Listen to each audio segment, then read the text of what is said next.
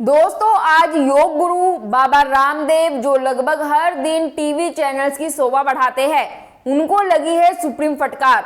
और वो भी ऐसी फटकार कि बाबा रामदेव को व्यक्तिगत तौर पर ऐसे पेश होना पड़ा। आप खुद ही ये तस्वीर देख लीजिए। वैसे तो टीवी चैनल्स में बाबा रामदेव बहुत बोलते हैं, पर आज सुप्रीम कोर्ट के बुलावे पर चुप्पी साध रखी थी। सुप्रीम कोर्ट फटकार से इतना डर गए कि हाथ जोड़कर माफी मांगने को भी तैयार हो गए। नमस्कार दोस्तों, मैं हिमांशी कश्यप आपके साथ। आप देख रहे हैं जनता की आवाज।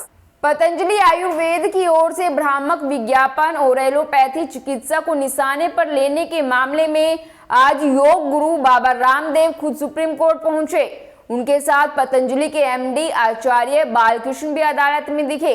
इस दौरान रामदेव ने वकील के माध्यम से कहा कि हम निजी तौर पर अदालत में है और हम माफी मांगते हैं, जिसे रिकॉर्ड में दर्ज किया जाए।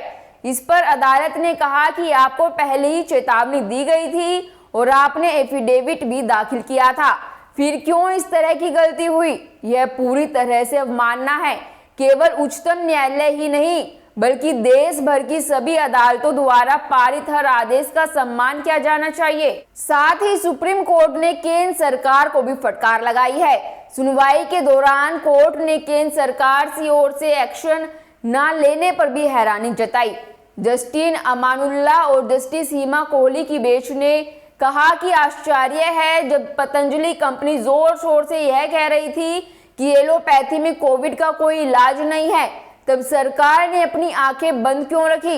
दोस्तों, नितिन गडकरी और तत्कालीन केंद्रीय स्वास्थ्य मंत्री डॉक्टर हर्षवर्धन, ये दोनों भी इस धोखाधड़ी में शामिल है, क्योंकि उन्होंने कोरोनिल का प्रचार किया और साथ में फोटो खिंचवाया। इसके अलावा तब हर्षवर्धन इसके अध्यक्ष थे, तो क्या इन पर कोई एक्शन नहीं होना चाहिए? आखिर क्यों सरकार जी ने अपनी आंखें बंद कर रखी है?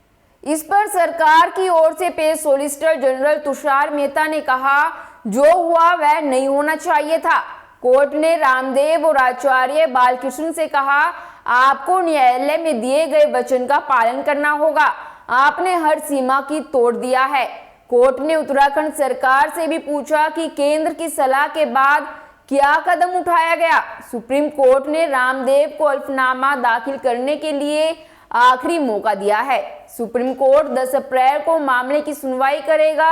अगली सुनवाई पर बालकृष्ण और रामदेव को पेश होना होगा। इसी दिन पतंजलि और योग गुरु रामदेव को हल्फनामा भी दाखिल करना होगा। अदालत ने कहा कि हम आपको आखिरी मौका देते हैं और जवाब दाखिल करने के लिए 1 सप्ताह का वक्त है। उच्चतम न्यायालय ने हल्फनामे में पतंजलि के प्रबंधक निदेशक के उस बयान को खारिज कर दिया जिसमें उन्होंने कहा था कि औषधि और प्रसाधन सामग्री जादुई उपचार अधिनियम पुराना है। कोर्ट ने फटकार लगाते हुए कहा कि आपकी माफी काफी नहीं है। जब सुप्रीम कोर्ट में सुनवाई चल रही थी और पतंजलि विज्ञापन छापे जा रही थी, सुप्रीम कोर्ट अदालत के आदेशों को हल्के में नहीं लिया जा सकता। देश सेवा का बहाना मत बनाइए, अदालत को गंभीरता से ले। सुप्रीम कोर्ट ने तर्क टिप्पणी करते हुए कहा कि आपकी ओर से आश्वासन दिया गया और उसके बाद उल्लंघन किया गया। यह देश की सबसे बड़ी अदालत की तौहीन है और अब आप माफी मांग रहे हैं, यह हमें स्वीकार नहीं है। आपने एक्ट का उल्लंघन कैसे किया? आपने कोर्ट को अंडरटेकिंग देने के बाद भी उल्लंघन किया। आप परिणाम के लिए तैयार हो जाइए।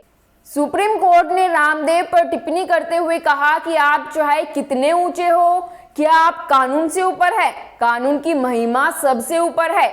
जिस हल्फनामे के जरिए माफी मांगने या खेद जताने की बात कही जा रही है, वो अब तक हमें नहीं मिला है। एससी ने बाबा रामदेव और बालकृष्ण को चेतावनी दी कि वो गलत हल्फनामे दाखिल करने को लेकर कोर्ट की सुनवाई का सामना करने को लेकर भी तैयार रहे।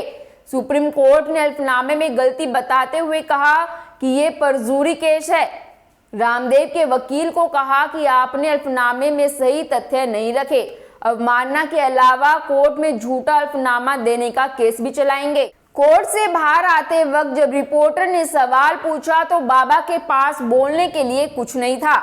ये वही बाबा रामदेव है जो देश के किसी भी मुद्दे पर ज्ञान देते फिरते हैं, चाहे वो इकोनॉमी का मुद्दा हो, चाहे पेट्रोल डीजल का मुद्दा हो, चाहे काले धन का मुद्दा हो। पर आज रामदेव की सुप्रीम कोर्ट ने बोलती बंद कर दी। पत्रकारों को जवाब देने के लिए एक शब्द तक नहीं था उनके पास। खैर, आपकी इस मुद्दे पर क्या राय है हमें कमेंट कर जरूर बताएं और बाकी खबरों के लिए देखते रहिए जनता की आवाज। वीडियो को लाइक करें, शेयर करें और अगर पहली बार जनता की आवाज न्यूज चैनल को देख रहे हैं तो चैनल को सब्सक्राइब भी करें और घंटी जरूर बजाएं, चैनल की भी और सरकार की भी। आज की नेशनल मीडिया के मुकाबले में जनता का साथ दीजिए और उसकी ताकत बनिए, जनता की आवाज बनिए और हो सके तो इसके लिए चैनल को ज्वाइन भी करें।